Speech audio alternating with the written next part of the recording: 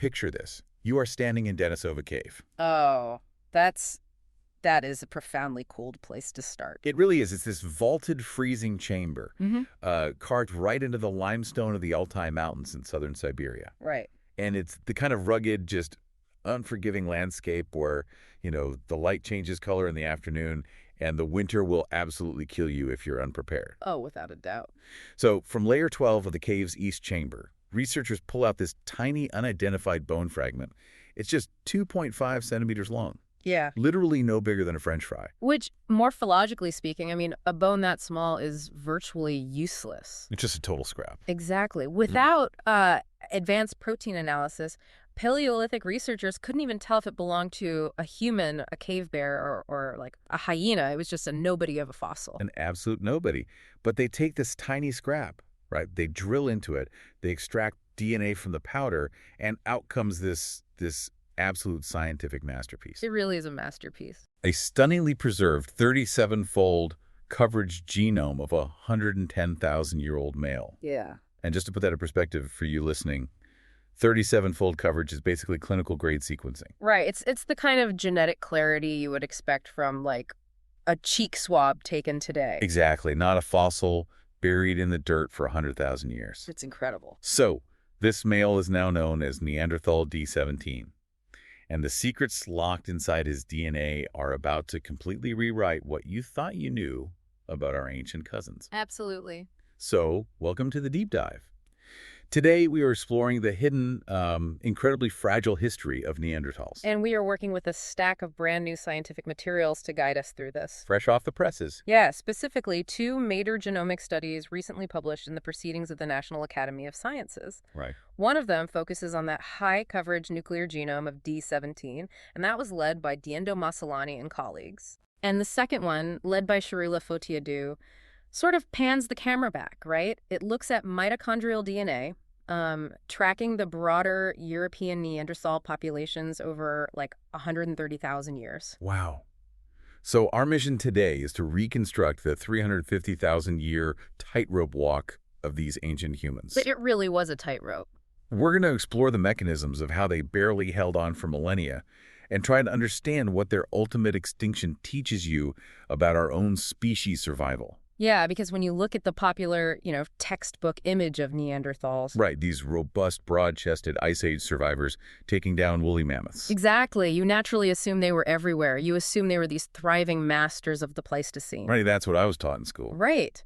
But this new genetic data paints a vastly different picture. It reveals a species that was, well, practically made of glass. Made of glass, I love that. Yeah, one of the source texts actually describes them as a species running on fumes. I mean, they had the vast majority of the Eurasian continent to themselves for hundreds of thousands of years. Right. They were fashioning complex clothes, mastering fire, making sophisticated Mousterian stone tools. So they looked successful on the outside. Exactly. But beneath that technological veneer, their biological existence was entirely precarious. And the genome of D17 gives us our first microscopic look into the daily, harsh reality of that precariousness. Okay, let's unpack this, because the details from D17's DNA are just staggering to me. Yeah, they are. The Masalani study highlights that about 24% of his DNA sits in what geneticists call long homozygous runs. Right. Now, looking at modern conservation biology, we only see that kind of genetic signature in critically endangered animals. Like certain isolated populations of panthers. Or cheetahs. Yeah. Exactly. Yeah. So what is the actual biological mechanism happening here, and what does it mean for D17's day-to-day life? Well, to understand the mechanism, we have to look at how DNA is inherited, right? Okay. You get one copy of every gene from your mother and one from your father. Okay. Normally, these copies have slight variations, but a homozygous run is a long stretch of your chromosome where the copy from your mom and the copy from your dad are perfectly identical. Just carbon copies. Exactly. And when you see a massive percentage of these long, unbroken, identical tracks, it is the definitive biological signature of recent, intense inbreeding. Wow. Just for context, in early anatomically modern humans, that number hovers between like 1 and 6%. Okay. In D17, it's 24%. So nearly a quarter of his entire genetic blueprint is just carbon copies folding in on themselves. Yeah, 24%. That means every time his ancestors looked for a mate, their only option was someone they probably, shared a childhood campfire with. That is the grim reality of it. And D17 wasn't some localized anomaly either. Oh, really? No. An older, 120,000-year-old female from the exact same Siberian cave, she's known as D5, she had 20% homozygosity. Wow. And another female from the region, Chargorskaya 8, was also at 20%. So it's a pattern. A very clear pattern. Population modeling based on these genomes confirms that these Neanderthals in the Altai Mountains were confined to incredibly small, deeply isolated groups. How small are we talking? We are talking about functional communities of fewer than 50 individuals total. 50. That is just mind-boggling. Yeah. Your entire known universe, your whole society, is just 4 dozen people. Yeah. That completely shatters the illusion of these vast, thriving, interconnected tribes spanning the Ice Age plains. It really does. I mean, to survive the punishing conditions of Pleistocene Siberia, they were essentially forced into reproducing with first cousins, or even double first cousins, generation after generation. Because there was just literally no one else around. Right. The environment was so sparse, and the physical distances between habitable valleys were so vast, they simply didn't have other options. Yeah. They couldn't just walk to the next mountain range to find a mate, because there might not be anyone there for 500 miles. Here's where it gets really interesting. Because you might assume that this extreme isolation was just a frontier problem. Right, like they're just out on the fringe. Yeah. Just the tough luck of living on the frozen edge of their territory in Siberia. But if we zoom out to the entire Eurasian map, the picture doesn't really improve. No, it doesn't. I was reading this quote in our sources from Joshua Aki. He's a geneticist who reviewed this data, and he says, evolution happens faster in smaller populations.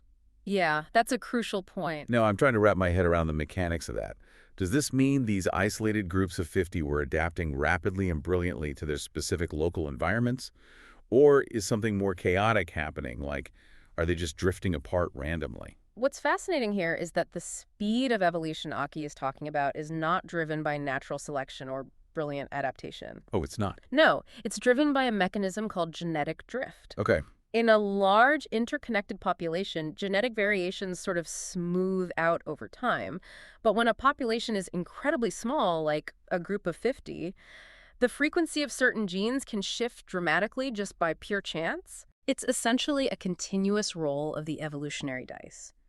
If one hunter in a tiny group happens to carry a rare, completely neutral mutation, and he happens to have 5 children who survive a harsh winter, while others don't. And suddenly his genes are everywhere. Exactly. Suddenly a huge percentage of that isolated population carries that mutation. Not because it helped them survive, but just because of the math. It's purely statistical gravity. Yeah. In small groups, those random dice rolls become magnified into massive, species-altering consequences. And the Masolani study actually measures the consequence of this drift using a metric called the fixation index, or FST. Okay, break that down for me. It's essentially a scale from 0 to 1.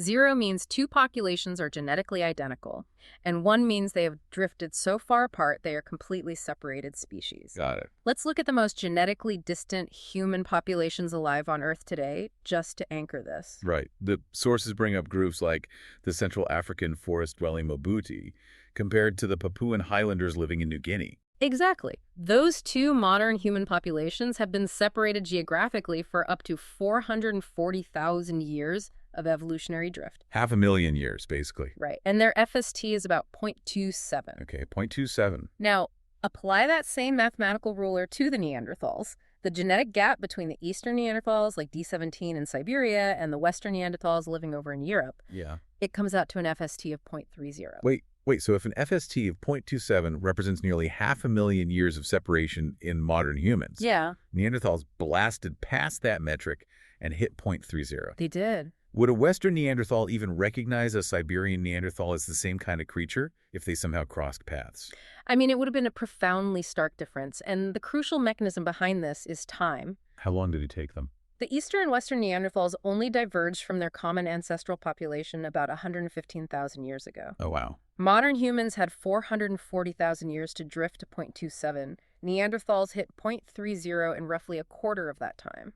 That just paints a picture of a species shattering into pieces at lightning speed. Because of that extreme isolation. And this brings us to a critical concept in population genetics, which is census population versus effective population size. Let's make sure we define that clearly, because it seems completely central to understanding their fragility. Right. So the census population is the total head count. Every man, woman, child, and elder alive at a given A moment. raw number of bodies. Exactly. But the effective population size is much smaller. It only counts the individuals who are actually successfully passing their genes on to the next generation. The breeding population. Right. It's a measure of the true genetic diversity pool. When Akey looked at the staggering FST numbers, he concluded that the effective global population of Neanderthals across all of Eurasia was likely just a few thousand breeding individuals. A few thousand breeding individuals spread across an entire continent. It's almost unimaginable. Modern humans, for all the times we've faced bottlenecks in our own deep history, have never been that severely reduced on a global scale, while simultaneously occupying millions of square miles of physical space. Never. They were just spread incredibly thin. And that thinness sets the stage for disaster. Yale geneticist Denisova Cave speculates that the mutations accumulating from all this inbreeding probably posed few daily problems as long as their surrounding environment remained perfectly constant. Right. If you know your valley, you're fine. Exactly. If your small group is highly adapted to your specific valley and the climate of that valley doesn't change, you can scrape by on the margins for hundreds of thousands of years. But genetic fragility doesn't kill a species on its own. It just loads the gun. The trigger is the environment. And the climate of the Pleistocene was anything but stable. No, it was wildly chaotic. Right. Think of Europe during this approaching ice age, not as a vast open hunting ground, but almost like a massive puddle drying up in the sun. I like that analogy. As the water evaporates, it splinters into these tiny disconnected droplets. The Neanderthals were trapped in those isolated droplets, these valleys cut off by expanding glaciers and freezing deserts, completely unable to reach each other. If we connect this to the bigger picture, this is where the second study, the one led by Foutier, reveals the actual collapse. The mitochondrial DNA study. Right. They didn't just look at one nuclear genome. They tracked mitochondrial DNA, or mtDNA, from dozens of Neanderthals over a 130,000-year span. And for you listening, mitochondrial DNA is crucial here because of how it functions biologically. Yeah, it's very specific. It is only passed down from mothers to their offspring, and it doesn't recombine with the father's DNA. Right. So it acts as this direct, unbroken maternal barcode that is incredibly abundant in ancient bones, allowing researchers to track vast family lines over huge spans of geography. And the pattern this maternal barcode revealed is stark. Before about 75,000 years ago, European Neanderthals maintained a degree of regional diversity. Multiple distinct maternal lineages were spread across the continent, but then the climate pulled the trigger. We entered marine isotope stage 4. What actually happens to the physical geography of Europe during this stage? It was a brutal glacial period peaking between 73,000 and 60,000 years ago. Okay. Massive ice sheets locked up the world's moisture, the sea levels plummeted, and Europe basically transformed into a freezing, arid steppe tundra. Just a frozen wasteland. Yeah. The researchers cross-referenced their genetic findings with the archaeological record using this massive tool called the ROCEH out of Africa database, or ROAD. The road database, right. And they found that as this deep freeze gripped the continent, the Neanderthal territory simply collapsed inward. So all those little isolated droplets we talked about, they just evaporated. Completely. The environment radically changed the flora and fauna they relied on, and the Neanderthals simply didn't have the genetic diversity or the demographic numbers to adapt to the shock. The ROAD database shows a dramatic, undeniable concentration of Neanderthal archaeological sites occurring in just one specific geographical area during this brutal freeze. Where was it? Southwestern France. Really? Yeah, and the statistical tests rule out sampling bias. This isn't just a quirk of where modern scientists like to dig. Southern France acted as a literal geographical fortress. Why there? Like, what was the mechanism keeping them alive in France while everyone else froze? It comes down to topography. The unique river valleys and the shielding effect of the surrounding mountain ranges, like the Pyrenees, blocked the worst of the glacial winds. Oh, okay. It maintained just enough microclimate stability to keep patches of temperate forests alive. And forests mean food. Exactly. Yeah. Those forests kept the red deer and wild boar alive, and those animals kept the remaining Neanderthals alive. Everywhere else in Europe, they either abandoned the territory or they died out completely. So the Ice Age squeezes an already fragile species all the way down into this single desperate climate refugium in a corner of France. But the ice eventually melted. Marine isotope stage 4 ended. It did.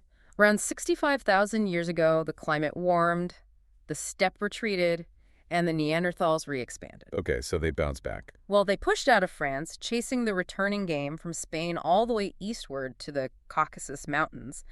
But the paleogeneticists discovered something incredible when they looked at the mitochondrial DNA of these returning late Neanderthals. This is the part that genuinely gave me chills when reading this study. It's wild. They found a staggering genetic replacement.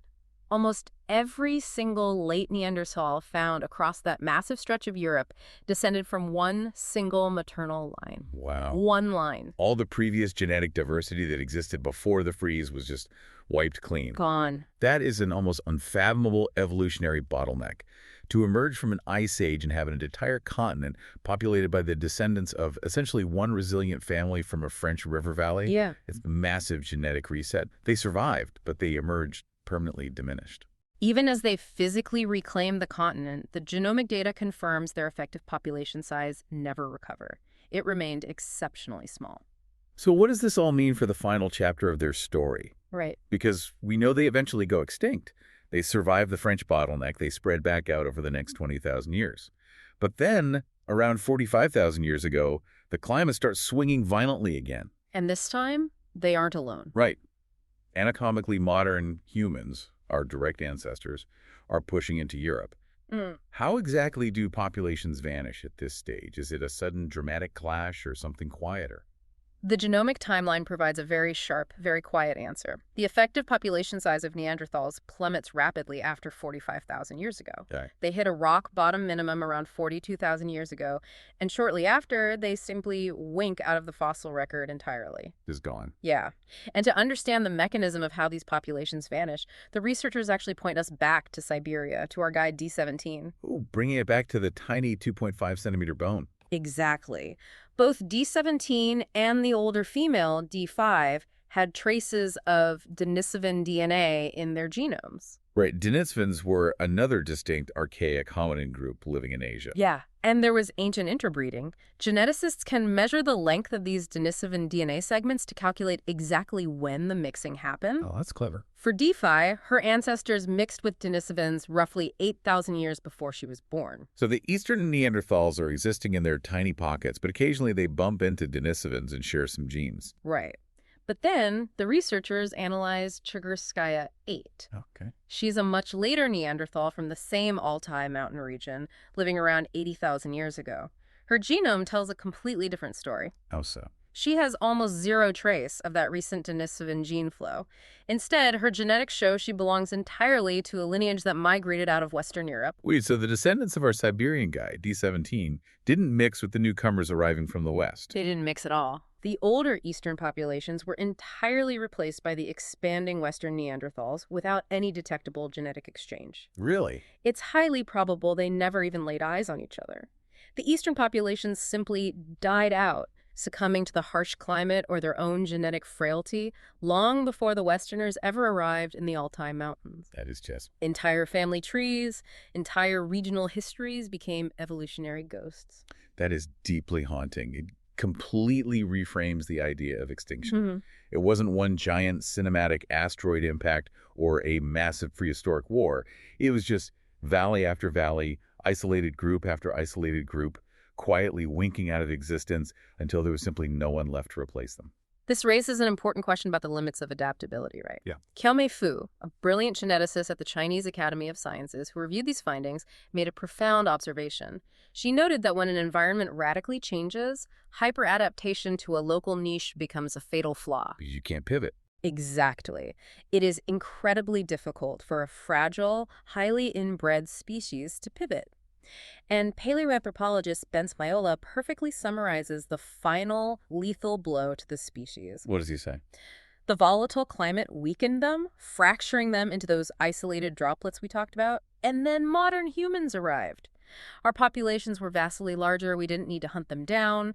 The remaining Neanderthals were simply swallowed up and diluted. Just swallowed. It was just demographic gravity. Yeah. We absorbed the few isolated individuals that were left, integrated their DNA into our own genomes, and their distinct biological identity faded away. That's exactly it. You know, spending time with these studies really forces you to look at our own species through a different lens. Like, why did we survive the exact same climate swings when they didn't? Right.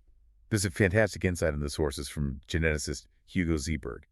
He points out that a common criticism of evolutionary theory is that you can't run the experiment twice to verify the results. But with the Neanderthal and Denisovan genomes now mapped, it's like we actually can run the human experiment 3 times. It's the ultimate natural control group. Exactly. And what that triple experiment highlights is exactly what makes anatomically modern humans so biologically unprecedented. It wasn't necessarily that we had bigger brains or stronger bodies. Right. It was the mechanics of how we organized ourselves. Yeah. Our ancestors instinctively maintained much larger, highly interconnected social networks. We had the social glue. We traded materials over vast distances, we traveled between groups, we exchanged ideas, and crucially, we exchanged genes. Yeah, that cultural structure acted as a biological shield. It prevented the extreme geographic isolation and the severe inbreeding that ultimately doomed the Neanderthals. Wow. Interconnectedness was our true evolutionary survival mechanism. The Neanderthals survived on a genetic knife's edge for 350,000 years without it, but eventually the edge always catches up to you. It's a fascinating contrast.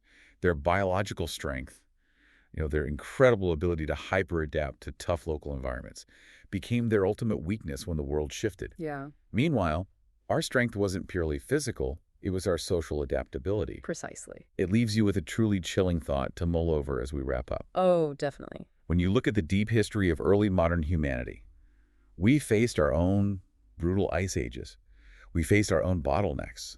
If our early ancestors had somehow lacked whatever social or technological instinct kept those larger trade and mating networks connected. If we had been just a fraction more solitary by nature. Could a single severe climate shift have triggered that same demographic gravity? Could all of humanity have been reduced to a few dozen people hiding in a single cave in France, slowly winking out into nothing? It's terrifying to think about. When you sequence the DNA from a tiny 2.5 centimeter scrap of bone pulled from the freezing dirt of Siberia, you aren't just looking at a failed branch of the hominin family tree. You are looking at a mirror. You are seeing exactly how easily the human story could have ended.